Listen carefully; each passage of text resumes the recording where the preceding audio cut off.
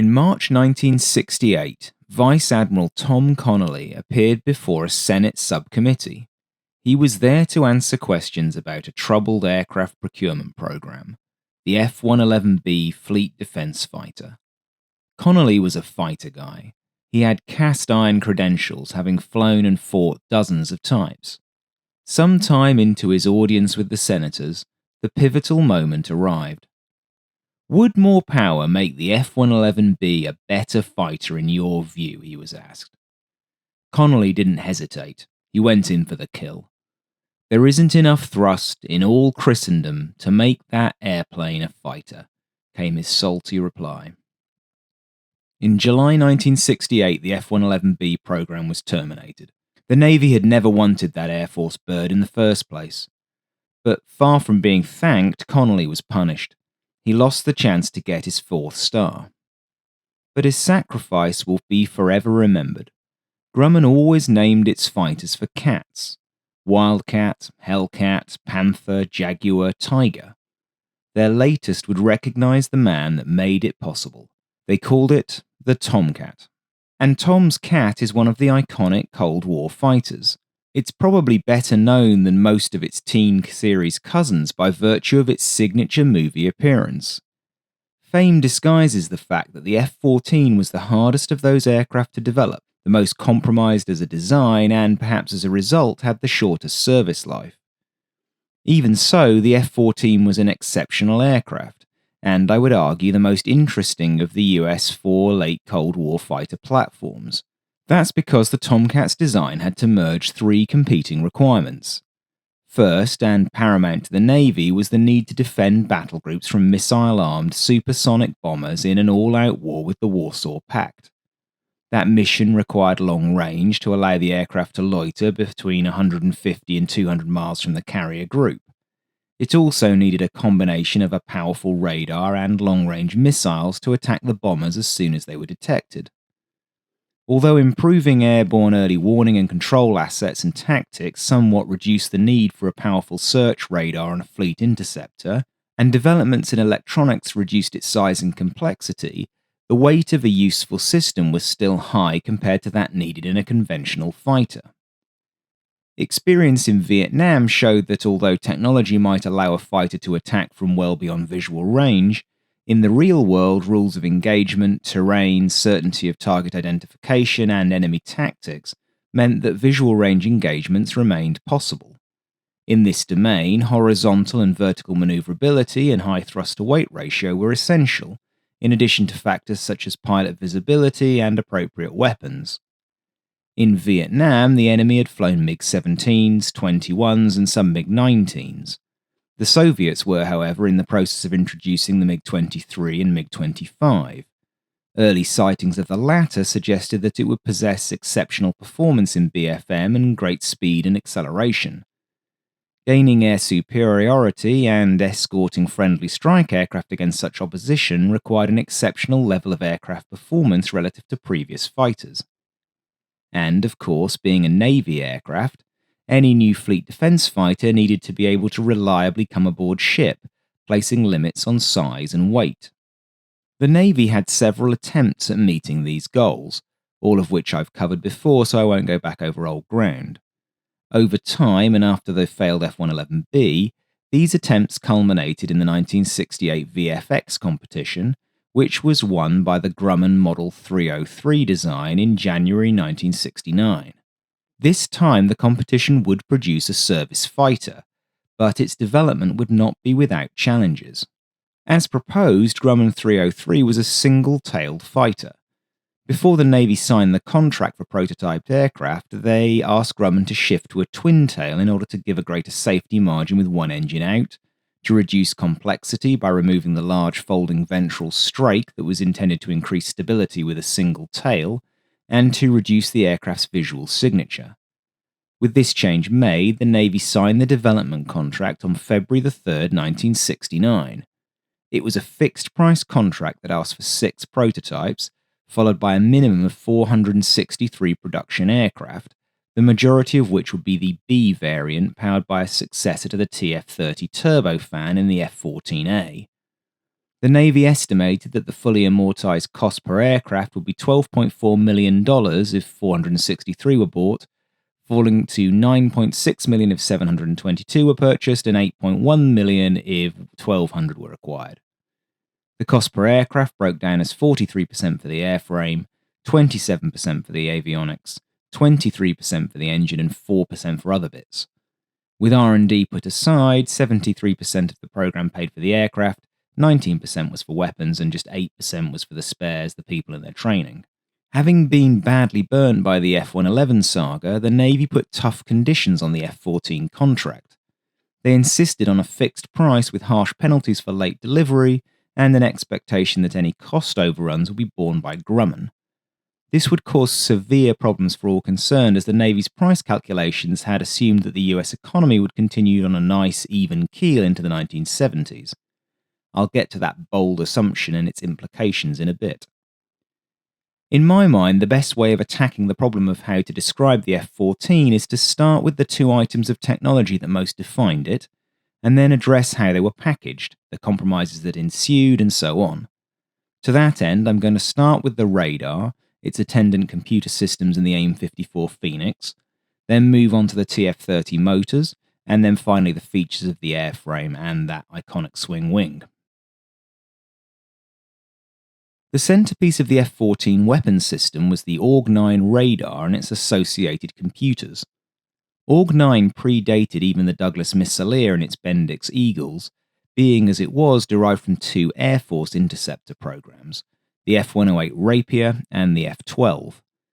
It was then intended to be installed on the F-111B, and it was now critical to the success of the F-14. In truth, although it retained the designation, the AWG-9 in the F-14 was almost totally different to that in the F-111. In the F-111B, the radar weighed 1,760 pounds. Advances in electronics and reduction in some areas of capabilities brought its weight down by 600 pounds to 1,307 in the F-14A. 55% of the weight of the system was the radar itself. It was also packed into a 10% smaller 0.8 cubic meter volume. The AWG-9 was a mighty step forward in fighter radars. Based on a comparatively large 36-inch dish, it could put 10.2 kilowatts of power in the air. That's 20 times the radiated power of the set in the F-4B, or twice that of the APG-63 in the F-15A. All that power gave the AWG-9 some interesting capabilities. First of all, there was sheer range. It could pick out fighter-sized targets at 135 nautical miles in its pulse Doppler search mode and see bombers out beyond 200. In pulse Doppler search, it had 2.5 times the range of the F-4J radar. The disadvantage was that this mode couldn't give you range, it just gave you azimuth and velocity. Although you might think that wasn't a lot of use, the idea was that if you knew that a backfire raid was inbound, you could use search mode to give you the right bearing, and then head out in the right direction. Given that this wasn't a regular issue for US aviators, the mode wasn't much used in practice, but you can see why it was there. There was also a range while search mode that allowed a cone 65 degrees to the right or left of the aircraft centerline to be scanned. The scan took 13 seconds to cover the area, which meant that it didn't give much useful information about target movements, certainly not enough to track a target, but range while scan still allowed the F-14 to search a volume of space 15 times that of the F-4J. In track while scan mode, the radar beam scanned a narrower cone of space, either a 40 degree, a 20 degree, or a 10 degree arc. It was able to track 25 simultaneous targets while providing steering signals to launch 6 Phoenixes at them. The radar beam would pass every point in its arc every 2 seconds, with the mission computer calculating the point at which the target would appear next in the intervening time. The sensitive receiver also meant that it could pick out weak returns and therefore track targets at long range without necessarily tripping their radar warning receivers. Alternatively, it could focus all of its energy on one target, enabling very long shots to be taken. In this mode, the RIO could select either to track based on the target's velocity or the angle at which jamming was originating. In general, pulse Doppler radars work best when the target is moving directly towards or directly away from the emitter. Turning beam onto it was a good defensive move for a target if it wanted to disappear from the plot, if only temporarily. The Rio had some ability to tune the point at which the target would be filtered out, but inevitably as relative motion approached zero, target lock would be lost. The pulse mode could be used to defeat this tactic of turning to reduce relative motion, but obviously not when looking down on the target. As I understand it, the pulse mode had all of the same options as the pulse Doppler besides range well scan. As if that wasn't enough complexity, the pilot could select the pilot rapid lock-on mode, which bore-sighted the radar in a 2.3 degree angle cone straight forwards. The intention was to facilitate rapid lock-on for a Sparrow shot during a close fight, and I believe descended from an F-4B mode that had been introduced based on early Vietnam experience. There were two other transitional modes that did similar things for targets in the vertical plane ahead of the aircraft and at other angles. My understanding is that these transitional modes weren't very effective in practice. Boresight mode Sparrow shooting in Vietnam had a very low probability of kill attached to it. The second major benefit of the AWG-9 over other contemporary radar sets was that the system's high power and sensitive receiver meant it could brute force its way through jamming by generating sufficiently strong real returns that the system could ignore the false signals from jamming. Given that Soviet naval aviation would doubtless employ specialist jamming aircraft to accompany strikes, this feature was a necessity. There's still plenty of grey areas about the AWG-9 and its capabilities, as the pertinent documents appear to be still classified. I'm sure I've got some things a bit wrong, so apologies in advance if you know more, and please contribute in the comments. What is certainly true is that although powerful for the time, it was also a very complicated set to use. There were many modes, and almost all of them were wrong for a given situation. The great Rios were the ones with the understanding and the intuition to get the AWG-9 into the right mode at the right moment to make use of its outstanding attributes. As if all of that on-aircraft capability wasn't enough, the F-14 was deployed as part of a team with the E-2C Hawkeye. It therefore deployed with a data link capability that meant that an F-14 crew sitting on the carrier deck could monitor what a Hawkeye flying 150 nautical miles away could see, essentially giving it the ability to see 400 nautical miles out from the carrier. Combined with the F-14's dash speed, this created a kind of virtual patrol in which the Hawkeye did the loitering and a rapidly launched F-14 did the shooting if that were required. The cost of the sophistication was size and weight, which will be a theme with the F-14. AWG-9 was a big radar set. It had a 36-inch dish that imposed a large nose cone and thus fuselage diameter on the aircraft, admittedly smaller than the F-111B, which also had side-by-side seating to contend with. It also presented cooling problems as the AWG-9 generated a terrific amount of heat. It was cooled by a coolant fluid that passed along cold plates and rails around the set at a rate of 8 gallons per minute. If it required warming up, then that was achieved by sending bleed air from the engines until the desired temperature was reached. Although the front end of the AWG-9 was analog, the back end was fully digital. Signals were processed through a 152-pound, 24-bit 5400B digital computer capable of executing 550,000 operations per second. This was known as AWG-15. It was about 20 to 25% faster than the equivalent subsystem in the F-15. Its software was contained in 24 kilobytes of thin film non-destructive memory. There were 8 kilobytes available for storing data required by the system. Although that isn't a lot, software code in the era was extremely tightly written, so the computer could do a lot despite its modest power. The complexity of the system, which was automated to some extent but still required artistry on behalf of the operator, meant that a second crewman was required. Since there were other stipulations in terms of armament, fuel capacity and so on, that led yet again to a larger, heavier aircraft overall. Information from the AWG-9 flowed into the 10-inch diameter screen of the tactical information display in the Rio's cockpit. It displayed multiple target positions and tracks, missile launch zones and data link information.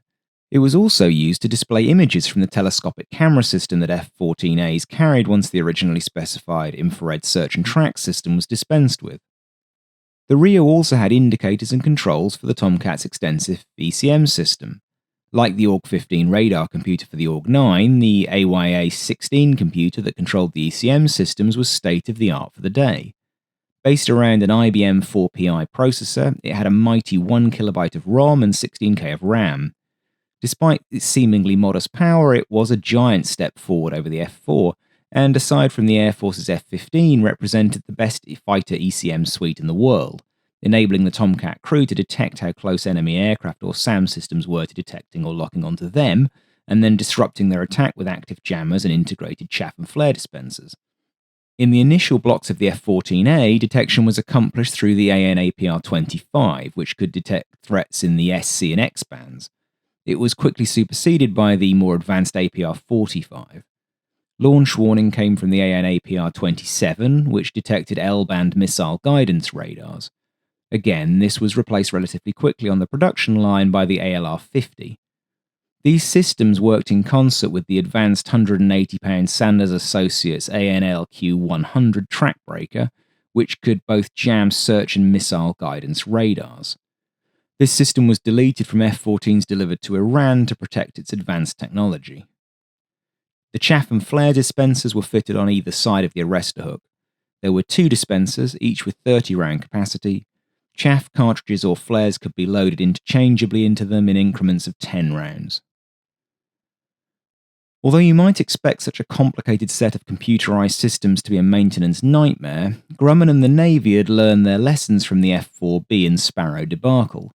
By the time it was operational in 1973, the AWG-9 had a mean time between failure rate of once every 34 hours.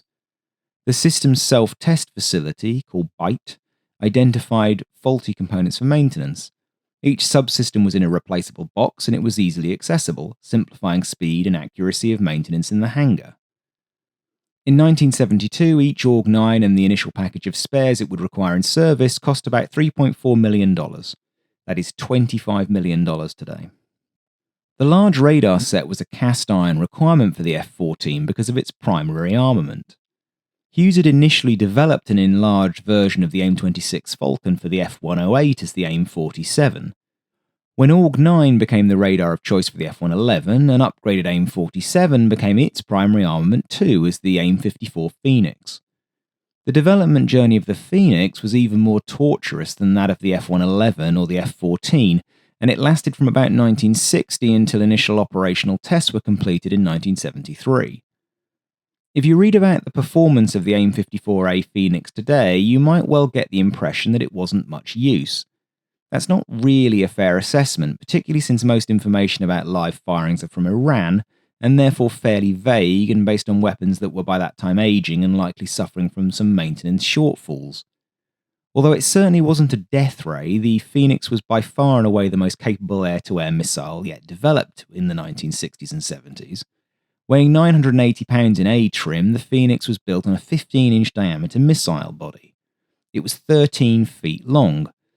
This is a video about the F-14, so I'll not go into too much detail about the various differences within and between the two versions of the AIM-54. Suffice to say that as initially deployed, the AIM-54A motor burned for about 20 seconds, meaning that the Phoenix could place its 134-pound warhead as far as 100 nautical miles from the launching aircraft, travelling at a peak speed of Mach 4.3. That was the extreme end of the range spectrum, and it was achieved with the missile flying a lofted, semi-ballistic course in the initial part of the flight profile, and then coming down on the target from above. The proximity fuse would activate within 50 feet of the target, and the blast would do the rest. The AIM-54A could operate in either active or semi-active modes, the former using its own radar. The missile and the AWG-9 radar system also had the unique ability to communicate during flight via missile messages. These were coded into the AWG-9's radar signal, and they enabled the radar to command an in-flight semi-active missile to go into an active mode when required. Missiles could be launched in one of 3 launch modes: Air Combat Maneuvering Active, Single Target Track or STT, or Track While Scan TWS mode. The most straightforward of these was ACM Active, in which the pilot could select a close-range target they were already tracking and then launch the missile active straight off the rail if it was within 13 miles. In STT mode, the F-14 weapon systems maintained track on one target to guide a semi-active homing Phoenix. In flight, the weapon received missile messages from the AWG-9 to provide target data tracking updates and steering commands. The passive AIM-54A then guided semi-actively to the target intercept point. In that mode, the target had to remain illuminated during the entire missile flight time, as the AIM-54A would not have the capability to guide actively. STT was therefore a straight, not a lofted shot. When the AIM-54A was launched in track while scan, preset instructions allowed the missile to obtain an optimum aerodynamic flight geometry for each particular launch. The RIO also had to set the size of the target to determine when the missile would go pitbull and use its own radar in active mode. There were 3 settings for that: small, normal, and large. Small activated the radar at 6 nautical miles from the target, normal at 10, and large at 13. During the first phase of missile flight, the Phoenix was guided based on tracking data rather than on reflections from the target. That allowed for the high lofted attack profile that was used in the long shots. When the missile neared the target and its nose was pointed roughly in the right direction, semi-active homing was used for that middle phase. If multiple targets were being engaged, then reflections off the target wouldn't be continuous, as the radar would be illuminating each in a sequence. Guidance was therefore based on the Phoenix computer predicting the target's course from the sample of returns it received. Finally, as it closed in, the Org-9 sent a missile message that instructed the Phoenix to go active in the final phase. If for some reason the missile lost track during active flight, it could receive and process the next missile message sent for sample data, enabling it to theoretically relocate the target. If it was being jammed, it could also home on those jamming signals. Before the missile was ejected, each missile was assigned a code. It then processed only those messages that were postscript with the proper missile code. 6 missiles could thus be steered in flight, even in very long shots. Incidentally, it wasn't just data that passed between the F-14 and the Phoenix prior to ejection. The missiles also needed cooling up to the point of launch. That was achieved by passing coolant at 70 Fahrenheit through them from a bottle contained in the Lao 93 pylon. Again, this increased the likely reliability of the weapons by reducing the effects of being heated and cooled during high-speed flight across the height range. Similarly to Org-9, the Phoenix benefited from alt report findings on the Sparrow. There was a missile-on-aircraft test function in each weapon that ran a set of tests and identified faulty components. The 5400B computer tested each missile as it was connected to the airframe. That process took 23 seconds per weapon, after which point the computer sequenced weapons release based on how likely the weapon was to be degraded. Diagnostic test equipment identified both the nature of the fault and the component or circuit card that needed to be replaced. Again, the replacement was a swap out of the entire assembly rather than a soldering job on the floor of the hangar deck. This level of reliability was a big step forward offered by the Tomcat. Its availability rate was intended to be significantly superior to the outwardly less complicated F-4, and that's just as well. Although not the $1 million missile of legend, in 1974 the US Navy paid $500,000 for each round and the packaging of supporting spares. The round itself was in the region of $300,000. Such was the importance of the Phoenix to the safety of carriers that when an F-14 carrying one went overboard off the John F. Kennedy near the Orkney Islands in September 1976, the US Navy embarked on a vastly costly 2-month search and recovery exercise on the ocean floor to prevent the Soviets from capturing one. Fears of the Iranian regime allowing their missiles to be examined by the Soviets also led to the acceleration of the development of the upgraded AIM-54C in 1979. Going back to the pylons, one of the unique features of the Tomcat was the way in which it carried stores in the space between the engine nacelles. Rather than just tuck weapons into recesses as on other similar aircraft, the Tomcat employed a system of weapons rails. Each of these weighed about 1,000 pounds and contained its own internal hoist. That meant that a Phoenix could be prepared for use in the hangar by attaching it to a weapons rail. 4 of them could then be attached and winched up to the Tomcat on the deck in as little as 20 minutes. As well as speed of turnaround, the main advantage of the system was that the weight of the attachment points, cooling systems, and interfaces for the Phoenix became essentially an external stores option. That meant achieving structural load factors became an easier task for the design team, and in the air superiority configuration, the aircraft didn't have to carry around a lot of useless weight. Air superiority configuration was much the same as the preceding F-4, consisting of 4 Sparrows and 4 Sidewinders. The F-14 had the added advantage of the internal 6-barrel, 275-pound Vulcan rotary cannon, in this case with 675 rounds contained in a drum assembly. The gun installation was typically compact. Gases were vented using conditioned air from the environmental control system heat exchanger. When the gun was fired, an electronically controlled valve opened to admit ram air into the compartment and then out through an exhaust door at the bottom. Spent rounds were retained in the system by means of a return conveyor that carried cases back to the drum. An Iranian F-14 made the first guns kill with the type on the 7th of September 1980.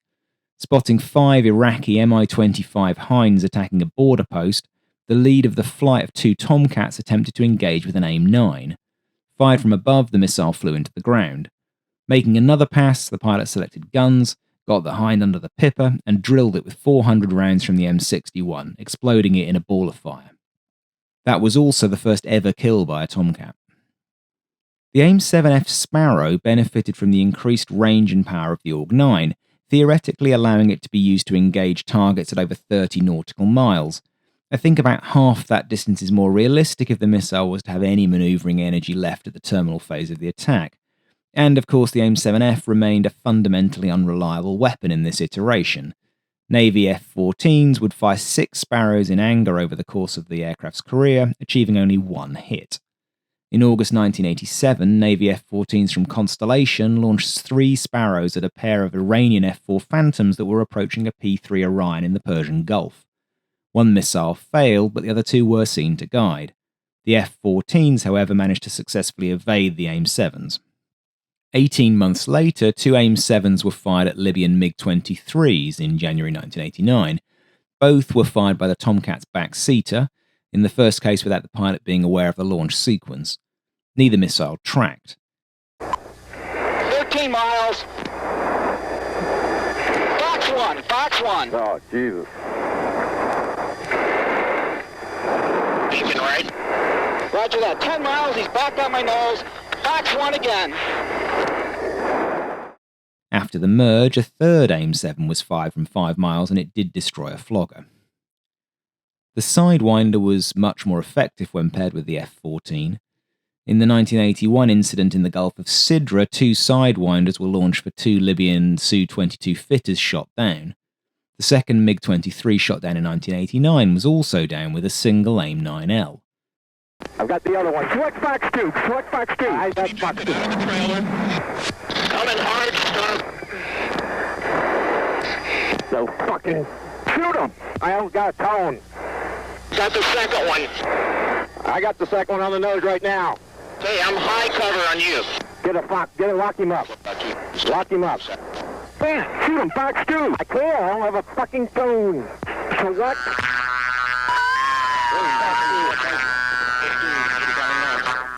Good kill. Hey, good kill. Apology, Justin. The Tomcat's final kill was also with the Sidewinder. An Iraqi Mi-8 HIP was downed by an F-14A from VF-1 in the closing days of Desert Storm. 2 other air-to-air weapons are worth a mention. Experimental modifications were made to allow the F-14D to fire AMRAAM, but given that a decision to retire the Tomcat had already been made, that missile was never rolled out into the fleet. AMRAAM would have usefully filled in a gap in the F-14's arsenal, enabling medium-range shots between 20 and 30 miles to be taken quite effectively. The other missile is a curious one. As they began to run out of AIM-54s in the middle 1980s, the Iranian Air Force modified the 1,300-pound Hawk SAM for air-to-air use. These could be carried on the F-14's shoulder stations and apparently were fired a couple of times in anger before the idea was abandoned. Before finishing the discussion on the F-14's weapons system, another easy-to-overlook advantage of the F-14 over the F-4 was the cockpit location. Rather than being fared in, as in the Phantom, the Tomcat has a high-mounted bubble canopy, giving outstanding all-round visibility. Since it would often be used in bad weather over the sea, the front screen of that canopy was cleared by blasts of bleed air heated to 390 Fahrenheit. In especially heavy rain, a chemical spray would also be shot onto the windscreen panes. All told, from a weapons system perspective, the F-14 was a significant step up on the F-4, even before its dynamic advantages were taken into account. Those dynamic advantages, in the F-14A at least, did come with some unfortunate compromises. It's often said that the TF-30 that powered the F-14A was a bomber engine. That isn't strictly true. Pratt & Whitney's development of the TF-30 actually started with the J-57 turbojet that powered the F-100, F-101, F-102, and yes, the B-52, amongst other aircraft. The J-57 was then cut down to make the smaller J-52 that powered the A-4 Skyhawk and the A-6 Intruder.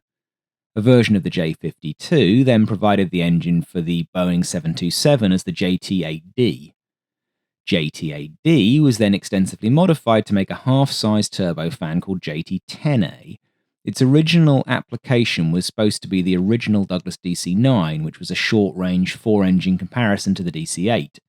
It isn't the same aircraft as the later two-engine DC-9.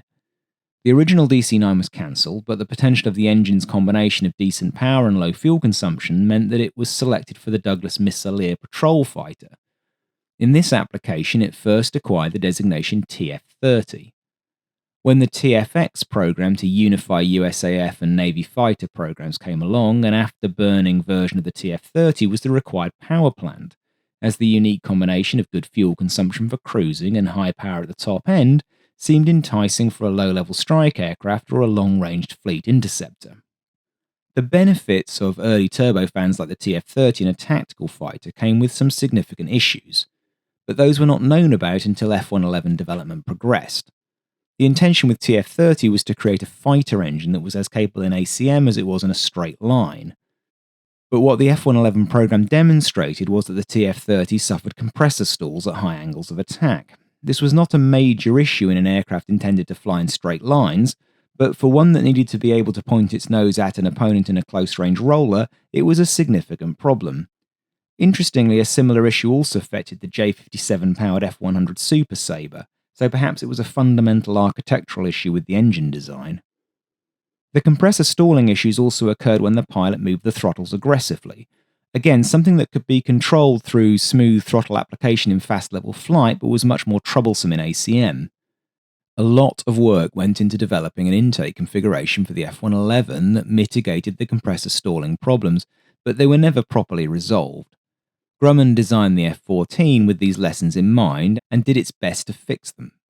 The other fundamental problem with the TF-30 was that it didn't make anything like enough power to give the F-14 the desired 1-to-1 thrust-to-weight ratio. Having only ever been intended as an interim engine, it would soldier on into the late 1980s as the exclusive power plant due to the failure of the F-401 program to produce a reliable motor for the Tomcat. Given all those known issues, Grumman's starting point for the F-14 intake was a two-dimensional box inlet with variable camber ramps. It was wedge-shaped and provided an external compression inlet with three horizontal ramps like flat doors, one behind the other along the flat upper surface of the forward inlet box. This design gave high-pressure recovery, low airflow distortion and low turbulence, and it increased airflow range 4 times over a mixed approach using both internal and external compression. The intake's shape naturally regulated airflow across a wide range of speeds. The simple system of moving compression ramps allowed for flow regulation. Better still, they delivered good air to the compressor surface at all angles of attack. Boundary layer air could be bled out from a door on the top of the intake, which also doubled as an auxiliary intake. The diagram shows how the ramps adjusted automatically to control flow at subsonic and supersonic speeds. The pilot could concentrate on flying the plane, not fiddling about with the intake. And although it looks quite complicated, in reality this was a simple system when compared to the moving spikes, cones, and other paraphernalia required in cone-shaped intake geometries. The flight computer adjusted the ramp position 100 times a second based on a range of sensor inputs. At the other end, the F-14 featured a Grumman-designed convergent-divergent nozzle, made up of one-piece metal leaves that translate backwards and forwards depending on the flight regime. At subsonic speed, the metal leaves of the nozzle are extended rearwards, appearing to close up like an iris. This makes a convergent internal shape and a smooth external boat tail for the jet blast. In full afterburner, the leaves translate forwards, providing an internal convergent-divergent nozzle configuration. The afterburner was cooled by fan air drawn from between the afterburner shell and the liner. No external flaps or doors were required. The F-14 was the first aircraft to feature this kind of cooling setup, which became commonplace thereafter. Feeding all of that was 2,397 gallons of internal fuel. Tanks in the outer wings contained 295 gallons each. 648 gallons was contained between the engines and another 691 in the wing carry-through mechanism. Finally, there were two 456-gallon feeder tanks. The F-4J carried only 1,994 gallons of internal fuel, and its J-79s were bigger gas guzzlers than the TF-30. An F-15A had 2,070 gallons. Aerial refueling was made possible by a probe that extended out from a door in the right side of the Tomcat's forward fuselage, just behind the radar. The nacelles were widely spaced, and they contained enough space within them to accept a different, larger engine at a later date. As it happened, this wouldn't be required, and the replacement engine would be considerably smaller. The wide spacing led to another distinguishing feature of the F-14 versus previous fighters: the shape of the fuselage and the wings. The F-111 designers had achieved slick, low-drag carriage of its weapons by containing them in an internal bomb bay. The issue with that was deepening of the fuselage to accommodate the large stores, additional complexity in the door and weapon presentation mechanisms, and a consequent increase in weight. Grumman got around these problems by mounting the Tomcat's main weapons between the widely spaced engine nacelles to give most of the drag reduction benefits of the internal bay, but with far less weight. As well as this benefit, the wide fuselage generated between 40 and 60% of the airframe's total lift, depending on how the wings were swept. This allowed the Tomcat, which with the TF-30 had a similar thrust-to-weight ratio to the F-4J, to have an effective wing loading of about 48 pounds per square foot against 78 pounds per square foot in the F-4. The large and heavy Tomcat could also turn inside the MiG-21, the wing loading of which was 65 pounds per square foot. Fuselage-based excitement aside, the Tomcat's most iconic aerodynamic feature was its variable geometry wings. These demonstrated the costly lessons that Grumman had collected in the failed Jaguar and F-111B programs. The Tomcat's wings are mounted on top of the fuselage. The complicated and potentially heavy wing pivots are outboard on the edges of the upper fuselage rather than in the centre like on the F-111B. This significantly reduced the weight of the pivot mechanism, which was also the reinforcing structure around which the rest of the fuselage was constructed. Further gains from a weight perspective were achieved through extensive use of titanium in that wing carry-through box. When the wing retracted, about 25% of the trailing edge tucked beneath an overwing fairing, which left a gap between the aft section of the wing and the fuselage. Inflatable canvas bags attached to the fuselage closed that gap. They also provided a smooth contour to blend the wing's trailing edges in the aft fuselage, allowing a smooth flow of air. Each wing of the Tomcat was driven by a single actuator that could sweep at 8 degrees a second.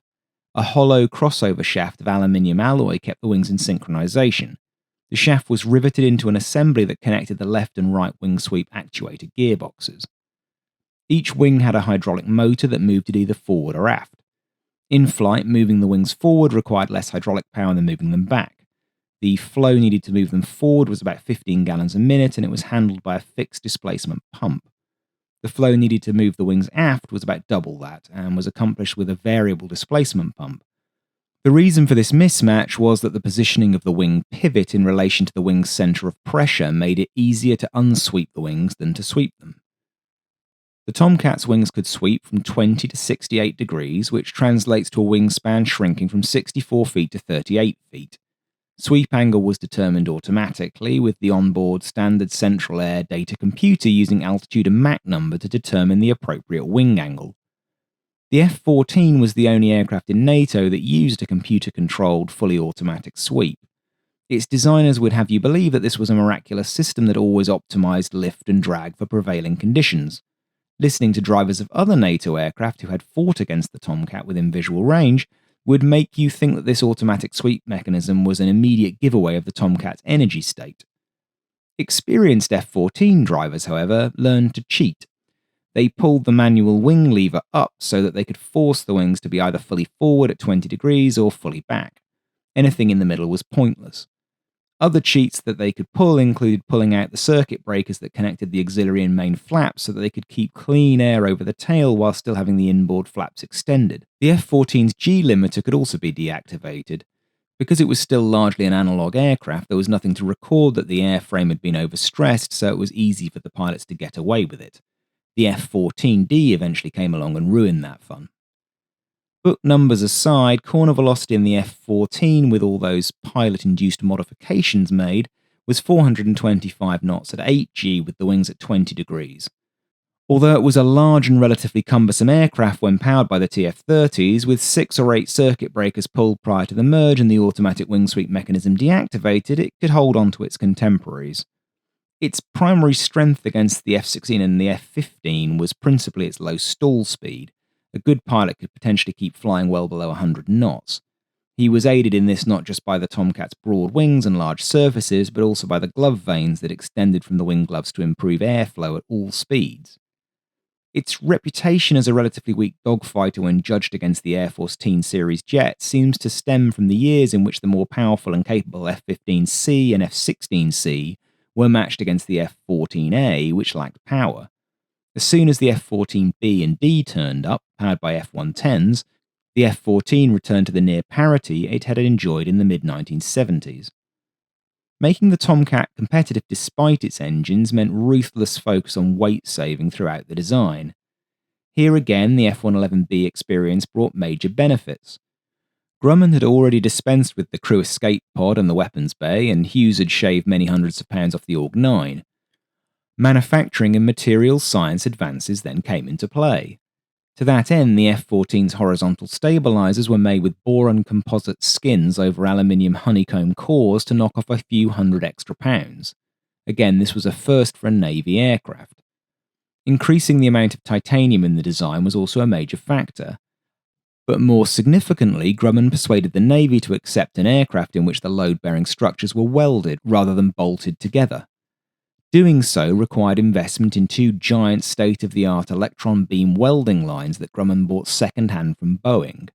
This enabled them to make the complex and extremely strong titanium wing box without excessive structural reinforcement. For comparison, in the F-111, that carry-through box is made of bolted steel. Using welding also meant introducing new non-destructive testing procedures for the first time, but its use on the carry-through box saved £1,100 on that structure alone. Wing planks were constructed using the same technique and with comparable savings. Pipes in the hydraulic system were also built from titanium, saving nearly £300. They were shrunk onto the connectors having been immersed in liquid nitrogen and then brazed. It was a remarkable level of sophistication that came from Grumman's involvement in the space program. 2,000 other titanium components per aircraft were mass-produced by Grumman using a hot-forming technique that they perfected in 1969. Finally, the fuselage design allowed for weight saving in the main landing gear, which moved from a position within the F-111's fuselage to the underside of the wing gloves on the Tomcat. This removed the need to split structural members and eliminated the need for extensive reinforcement. All told, the F-14 was £10,000 lighter than the F-111, which was broadly similar in size on the deck. By weight, it was 37% aluminium, 24% titanium, 1% boron, and just 14% steel, which is a remarkable breakdown for the 1960s. Sophisticated it might have been, but all of that technology couldn't disguise the fact that the F-14 was a large and heavy aircraft. With the wings swept forward, the span was just over 64 feet. Fully back for storage, it was down to 38 feet 2 inches. The fuselage was 64 feet 8 inches long, and the height at the top of the vertical fins was 16 feet. Empty, it weighed 40,104 pounds. Typical mission weight was 60,000 pounds, although it could be launched at over 70,000. All told, it was about 10% heavier than the F-15 Eagle, which wasn't so bad given all the additional hardware it was carrying and demonstrated the meticulous way in which Grumman had designed the Tomcat. Iranian pilots that flew the F-14 and the F-15 back-to-back were impressed by the Tomcat's ability to hold tight turns and point its nose at very low airspeed. Large control surfaces and great lift meant that it could hold 40 degrees of angle of attack at just 80 knots. But its weak spot was the TF-30, which produced £20,900 of thrust in afterburner, sometimes as high as £22,000 in ideal conditions, but it could only make a measly 10,800 in mil power. Even at full afterburner, the Tomcat pilot would need to manage his turn rate carefully to keep energy up. Performance without the burner was pretty uninspiring. A Tomcat on a cap with 4 Sparrows was restricted to 40,000 feet because it simply didn't have the grunt to get up higher. In burner, though, with the wings back, the Tomcat was the fastest of the teen series in the real world. Not F-111 fast, but certainly easily able to keep pace with the F-15A. Unfortunately, what it was not was cheap. The F-14 program initially proceeded at a decent clip. A full-scale mock-up was completed and approved in early 1970, followed by the construction of the first flying test article. This aircraft was completed at the end of October and shipped from Bethpage to Calverton. Its first flight took place on the 21st of December 1970. Unfortunately, it suffered a massive hydraulic system failure on its second flight on the 30th of December and it crashed. Fortunately, the crew was able to eject safely. In ways, this disaster was indicative of the general state of the F-14 program as a whole. Given the increasingly strained defense budget in 1968, Grumman had submitted a competitive price to secure the VFX competition. Its contract with the Navy allowed it to charge a maximum of 125% of the anticipated price to factor in inevitable overruns.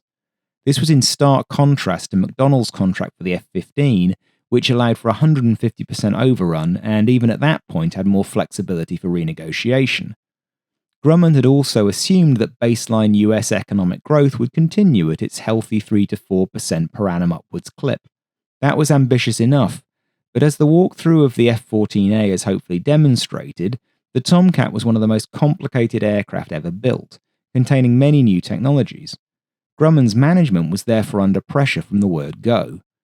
By the end of 1969, they had successfully negotiated tight contracts with nearly 3,700 subcontractors in 41 states in order to increase predictability of costs. But things began to unwind almost immediately. In the first few months of 1970, wages began to rise sharply across the US economy. This resulted in the unions that represented workers in the aviation industry negotiating rises of between 2 and 4 times the usual amount. Alongside this, the US defense budget for 1970 was nearly 5% down on 1969. By the middle of 1970, development costs had therefore shot up. Worse still, the predicted order had dropped from 800 aircraft to 357, reducing the value of learning curves and scale purchasing as profit maximizers. In the background, Grumman's lucrative business in the moon landing program was winding down and showed no signs of picking up again. Impacted by the economic news, Gulfstream jet production had fallen from 3 per month to just 1. The loss of the first prototype before it had accomplished any substantive testing was therefore more than a minor inconvenience. The cost of replacing it was bad enough, but the real issue was that each prototype was built and instrumented to perform a particular part of the test program. Number 1 was to explore the high-speed portions of the flight envelope. Aircraft 2 was well progressed and was set up to investigate angle of attack. Aircraft 3 was for structural limits testing, and so on. Grumman was forced to move construction of the 12th prototype up the order and rig it out to take over from number 1. More cost, more delays, compounded by an accident investigation. Cash-strapped Grumman therefore lost 6 months. They also lost the 12 orders that the Navy was supposed to place in July 1971 for fiscal year 1972 as the service needed to balance the books. This was a disastrous time for Grumman. They were forced to lay off 14,000 of their 36,000 workers and halve their factory estate on their way to an $18 million loss. That's $140 million in 2024 money. The Tomcat program was in deficit to the tune of $65 million, $500 million today. Although they did eventually negotiate an order for 48 aircraft with Congress for fiscal year 72, they did so at the original loss-making price. And to add insult to injury, Naval Air Systems insisted on sending a team to pick apart Grumman's processes and find deficiencies. Probably coincidentally, 1972 was even worse for Grumman, with losses widening to $70 million. Their president, Llewellyn Evans, also had a heart attack and he later died from its after-effects. Eventually, the Pentagon agreed to renegotiate the F-14 deal so that Grumman would be held to the original price for the next 2 lots of aircraft, but they would then be able to charge a more reasonable price for the remainder. Perhaps as a congressional means of propping up an ailing defense contractor that employed armies of people in most states, NASA awarded Grumman a $1 billion contract to produce 5 sets of wings for the forthcoming shuttle orbiter, which helped with cash flow. Even so, the company couldn't find a bank who would underwrite them until the F-14 started to make a profit. They were ultimately able to finally get the loans they required, although it was from the federal government, and at an interest rate of 6.9% when the commercial rate was 5.2%. In an attempt to recoup some money, their Treasury Department therefore decided to invest some extra cash into short-term government securities. This smart bit of accounting recouped $2.8 million, but it led to Congress sanctioning them for misusing government funds. The loans were called back, and Grumman was back in the mire. But by the skin of its teeth, Grumman and the Tomcat survived, helped in large part by an order from the Shah of Iran. That order was signed in January 1974 after 18 months of pleasingly smooth negotiations and a fly-off with the F-15. Bank Melli of Iran was also willing to extend a loan to cover Grumman through to the main tranches of money from the F-14 being received. Eventually the Shah would order 88 Tomcats, with associated spare parts and training contracts. And as if all of this wasn't enough to deal with, while it was going on, Grumman also had to fight off an offer from McDonnell to replace the ailing Tomcat with a navalised F-15, and the fighter mafia suggesting that the whole idea should be canned for a lightweight alternative. But fight them off it did, and with all of this behind it, in September 1974 the first Tomcats were finally ready to go to sea for the first time. Being a new generation aircraft, the F-14 couldn't simply be sent aboard ship. The increased jet blast from its engines meant that blast deflectors had to be upgraded before carriers were ready for it. This was done during scheduled yard visits, but obviously it took time to roll out throughout the fleet. Enterprise was the first to have the work done, and it therefore had the duty of taking the Tomcat to sea for the first time. On the 17th of September 1974, VF-1 and VF-2 set sail to the Western Pacific for the aircraft's first long-term deployment. Their solemn duty during that cruise was to cover the final withdrawal of US forces from Saigon as the North Vietnamese closed in. Perhaps sadly, no MiG-17s or MiG-21s came out to tangle with the F-4's replacement. Inevitably, there were problems during the deployment, and perhaps also inevitably they were with the TF-30. On the 2nd of January 1975, an F-14 was destroyed when a fan blade broke loose and severed critical lines in the rear fuselage. The crew ejected. On the 14th, another Tomcat was lost in the same way. The cause turned out to be poor quality control in the turbine blades. Because the TF-30 also lacked a metal casing, when the blades were spat out, they severed everything in their path. Maintainers were ordered to strip and inspect the engines after only 100 hours of operation. This did nothing to solve the root cause of the problem, but it did at least restore confidence in the engines. The F-1 and 2 didn't lose any more aircraft to that cause during the deployment.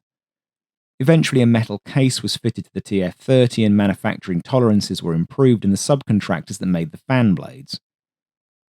Kennedy was the first East Coast carrier to take the Tomcat to sea, and gradually the type replaced F-4s on all supercarriers.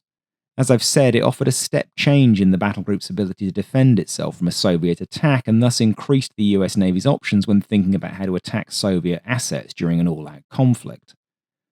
An early illustration of its capabilities came during Kennedy's first deployment.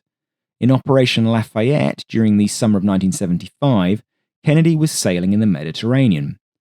The Armée de l'Air launched waves of attacks with Mirage 3s and 4s and the brand new Sepcat Jaguar. 91 attempts to penetrate the defensive screen were made, and all failed thanks to the combination of Hawkeye and Tomcat. In 1983, that duo was joined by the first of the Ticonderoga-class air defense cruisers and their Aegis battle management suite. By that time, Tomcats were also deploying with the upgraded all-digital AIM-54C Phoenix. All of this was a puzzle for Soviet planners to try and solve. They now had to work out how to penetrate the F-14's screen to attack and damage carriers and thus force them away from the Soviet Union's maritime border. If that proved impossible, then they had to defeat F-14s escorting strike packages of intruders, Corsairs, and from the early 1980s, Hornets. The former mission is the iconic one, mainly because of Red Storm Rising. The Soviets wanted to keep the US battlegroups away from their coast. Without trade routes to defend or a global empire to protect, the Soviets only really needed to worry about amphibious landings or, more pressingly, threats to the ballistic missile submarine operating areas. Trade protection wasn't an issue. In the real world, convoys would be attacked by submarines, not aircraft. Carrier battlegroups would therefore be targeted if they approached so-called bastions in the Barents Sea, the Black Sea, and the northwestern Pacific. The Soviets' tool for the job were missile-armed bombers, cruise missile-carrying submarines, and to an extent surface warships. In all cases, these would employ heavy, supersonic anti-ship missiles armed with conventional warheads. In the 1970s and 80s, the main aircraft threat was in the form of around 150 Tu-22 backfires. These were supplemented by a smaller number of Tu-95 and Tu-142 Bears, of which the Soviet Navy had less than 100, and 250 increasingly obsolete Tu-16 Badgers, which were of limited use. The Bears were largely tasked with reconnaissance in support of submarines rather than carrier attack, although they did carry Kangaroo missiles with a range of 350 miles. A carrier group that came closer to land could also be targeted by Su-24 Fencers. Naval aviation had around 100 of these by the end of the 1980s, of which a dozen were the Fencer E reconnaissance variant. Backfires were arranged into regiments of 28 to 30 aircraft, making the largest realistic raid that the Soviets could assemble in any one sea zone about 60 bombers. Each aircraft could carry a pair of AS-4 Kitchin anti-ship missiles about 2,000 miles out. The AS-4, known as the Kh-22 to the Soviets, was a pretty dangerous weapon. It had a range of 300 miles and it travelled at over Mach 4 in its terminal phase. The warhead was 2,200 pounds of high explosives, which would ruin the day of any escort ship and cause significant damage to a supercarrier. The Soviets' intention was to attack carriers from multiple directions in a number of sequential waves, in order to pull the defending aircraft out in one direction while attacking from another. Cruise missile-armed submarines would also have played an important role here, although the Soviets struggled with coordination between submarines and aircraft throughout the Cold War, so their actual effectiveness is questionable. To create the conditions for a successful strike, the Soviets would have sent up 2 or 3 pairs of Bears out into the general area in which they believed the carrier to be operating or heading. They practiced this type of long-range sweep regularly from the 1960s onwards. The Bears would listen for the Hawkeye's telltale electronic emissions and attempt to glean the general location of the ships it was protecting. This wasn't a one-and-done kind of mission. More likely, multiple sorties would be required. And with the F-14 around, it was a dangerous game. Misjudge the true location of an E-2 and get caught when it radiated, and a Phoenix could be inbound in a matter of moments. Once they got a general location, regiment-sized forces of backfires would sortie, spreading out in pairs along a large front supported by more Bears or Badgers carrying electronic warfare systems to jam the Hawkeye's radars, and hope to tempt other aircraft or even ships to radiate and thus confirm the likely position of the group. Even with all of this firepower, the F-14 was a game-changer that the Soviets had not succeeded in countering by the time the Cold War ended. The fundamental issue for them was that each F-14 could cover a much larger area than an F-4. Since there were only ever a finite number of approach angles that an attacking force could take, and the Soviets only had a small number of bombers, it was hard to penetrate the defences far enough to prevent all of the bombers being swept up before they got into position to launch weapons. And the F-14 was only the outer layer of the defences. Enough missiles had to be launched to also overwhelm the battlegroup's ship-to-air weapons. Although no defensive system is ever impregnable, the combination of F-14, Hawkeye, Standard Missile and later Aegis was about as close as things got in the era. For this reason, Soviet doctrine also included its surface warships starting to trail US carriers very close by in the days leading up to a war, so that they could get off one massive salvo before they themselves were obliterated. The ability of the F-14 to defend strike packages on marine landing grounds was less complete. SAMs aside, Soviet air defences in the mid-1970s consisted of MiG-25 and Su-15 heavy interceptors. MiG-23s operated in some areas, and a variety of older types like MiG-21s, 19s and 17s were in the more remote regions and the southern Warsaw Pact. Fitters of various ages formed the main strike and casseroles away from Germany. Needless to say that the F-14 was significantly superior to any of these types. Numerous tests were conducted against bow-marked missiles standing in for the Mach 2.8 capable Foxbat. Interestingly, although these tests were highly successful, actual firing attempts against the MiG-25 were less effective, for the US at least. In January 1999, a Navy Tomcat policing the Iraqi no-fly zone launched a pair of AIM-54Cs against an Iraqi MiG-25, which evaded the long-range shots by turning around and running away. Apparently he was aided in this by the sustainer motors on the Phoenix's failing. The Iranians, it must be said, had a lot more success against the MiG-25 and shot down more than a dozen of them. Phoenix was still a much better option than Sparrow in a BVR engagement, though. Against a fighter, it was effective in two envelopes, 40 miles down to 30, where the target was unlikely to maneuver immediately to defend itself, as contemporary Soviet fighter radar warning receivers weren't overly sensitive. If you didn't know you were being targeted by an F-14, then you might assume the only threat was from a Sparrow. Pilots were then taught to hold their shots until they were inside of 20 miles, at which point the initial maneuvering was done and the Phoenix's speed would close the distance very fast. And of course, inside of 13 miles, the Phoenix could be active straight off the rail, which was fine as long as you didn't have a friendly in front of you. Iranian Tomcats and Iraqi Foxbats engaged in a cat-and-mouse game for the duration of the war. Many of the Iranian Foxbats were recon versions, and therefore they couldn't fight back, but their blazing speed and high-altitude performance, combined with better than the Soviet export product average radar warning and ECM systems, allowed them to evade Phoenix shots more effectively than their lesser brethren. Amongst those lesser aircraft, in essence the F-14 had total superiority over the MiG-23, the 21 and the previous Soviet fighters, as was demonstrated by the Iranian experiences in the 80s. Unfortunately, the inadequacy of the Sparrow and the large numbers of older aircraft likely to be sorted against a carrier strike package likely meant that there would be leakers, though. The situation would have been made worse had more advanced Soviet types been available. Of course, in the stories, every Soviet fighter in the 1980s is a MiG-29 or a Su-27. In reality, though, they were quite rare aircraft outside of Germany and in a few strategic locations. But admittedly, those strategic locations are probably where a carrier is going to want to go and cause trouble in the event of an all-out war. In general terms, the F-14A could still likely successfully defend itself against the early Su-27 in any arena, including BFM.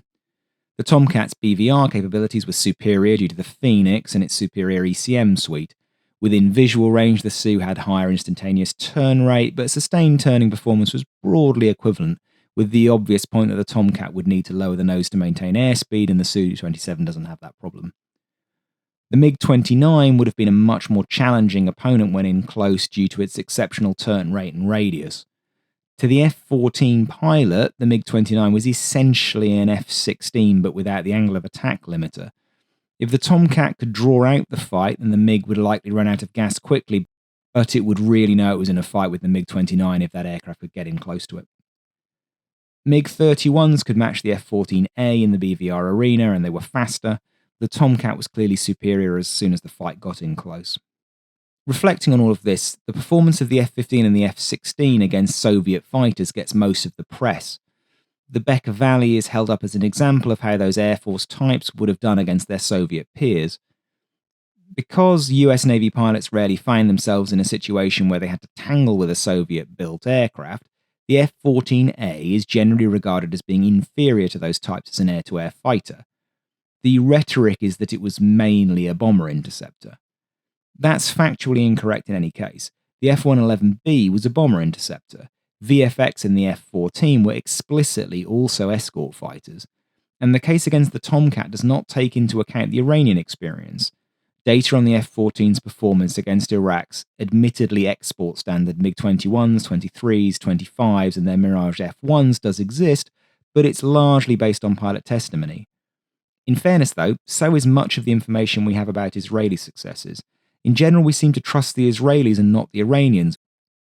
The low end of the claim kills by F-14s is about 30, which was a politically motivated figure in which the Iranian regime didn't want to credit a US aircraft with such success. The high end, suggested by the usually reliable Tom Cooper and Farzad Bishop, is 130.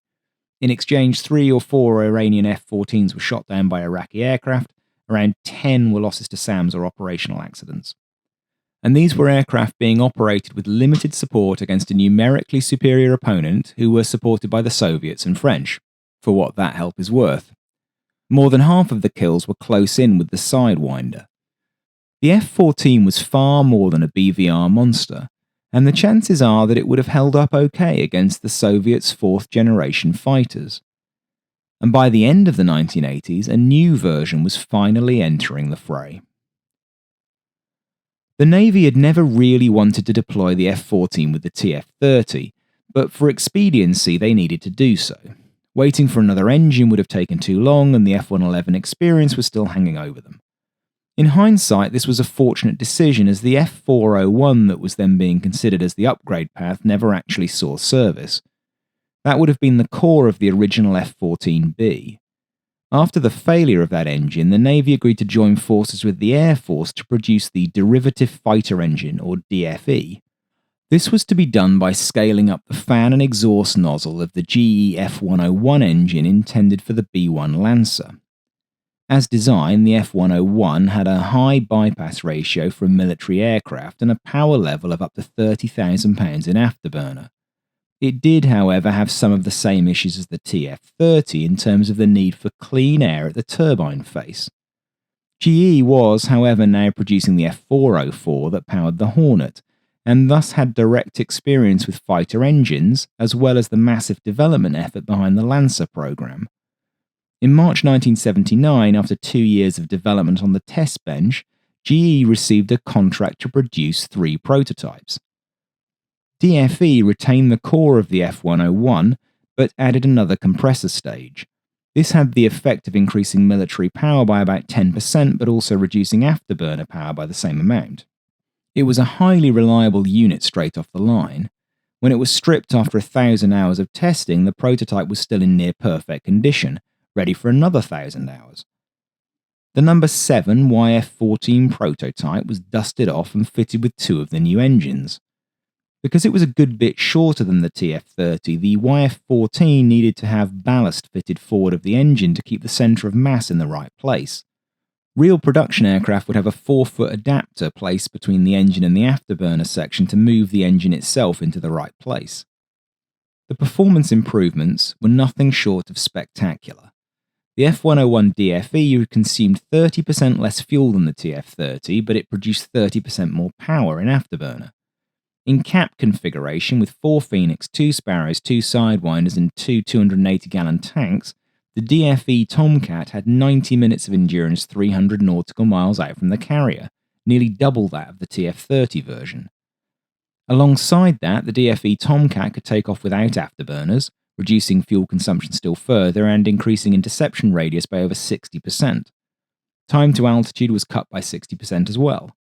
Thrust-to-weight ratio at normal load jumped from 0.56 to 0.88, which was actually better than that of the F-15A. DFE also simplified operations on the deck, as the new engine had digital controls that allowed it to self-trim rather than being run up on the deck side like the TF-30.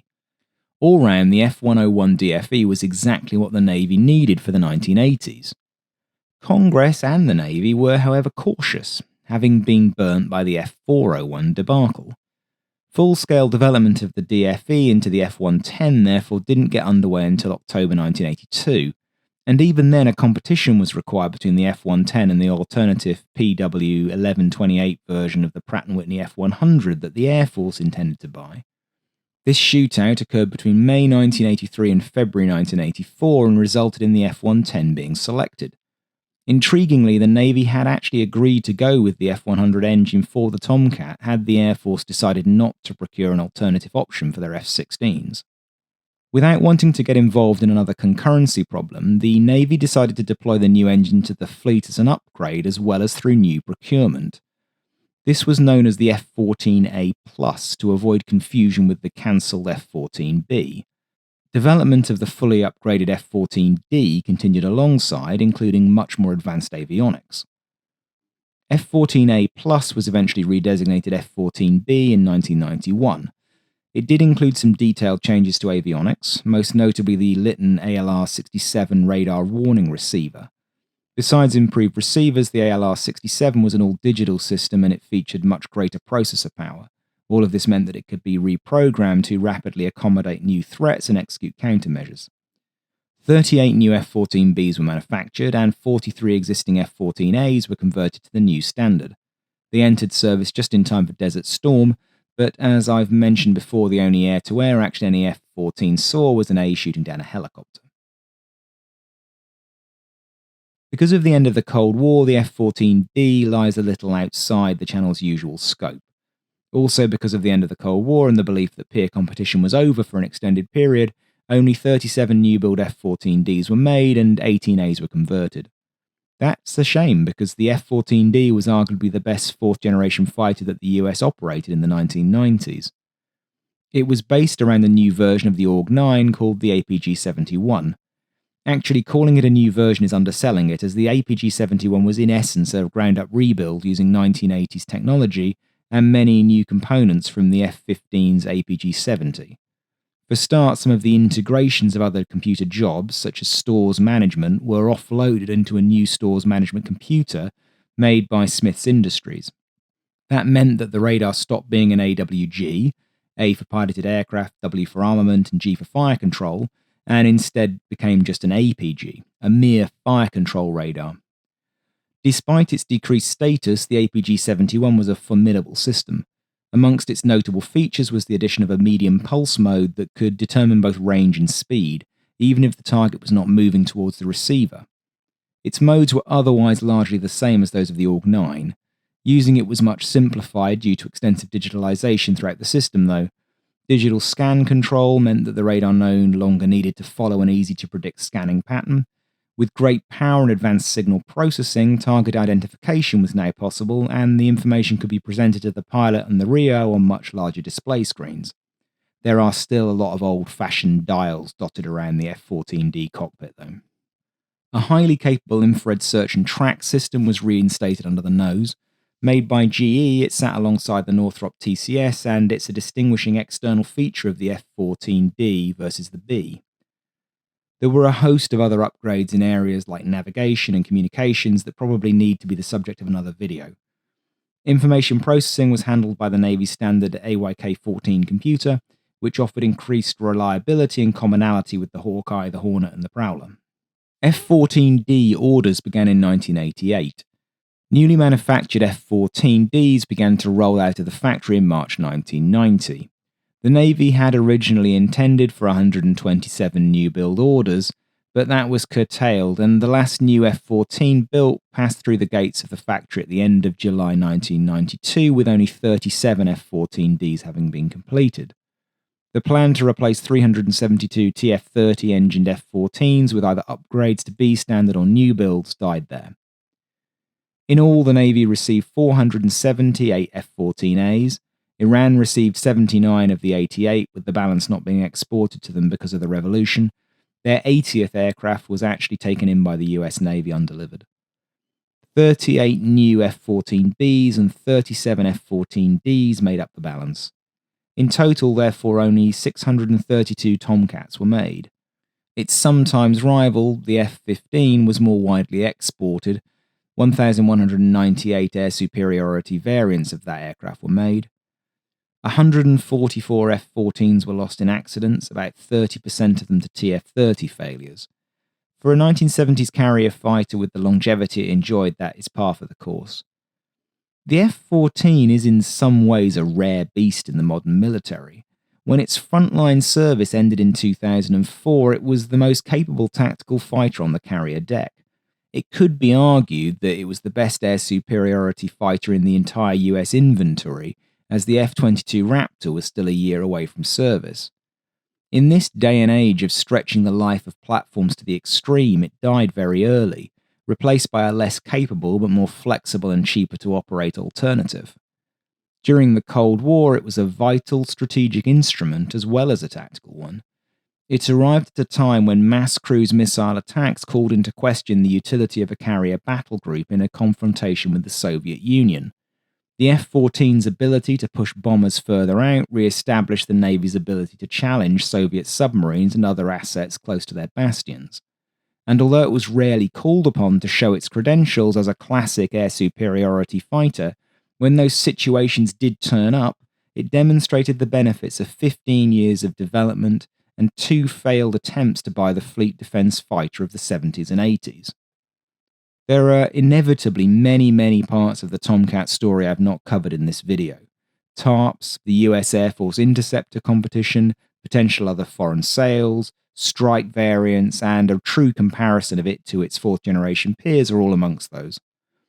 But hopefully this has given you a good sense of the type. I'm publishing it 50 years after its first cruise. Hopefully I've done it some justice.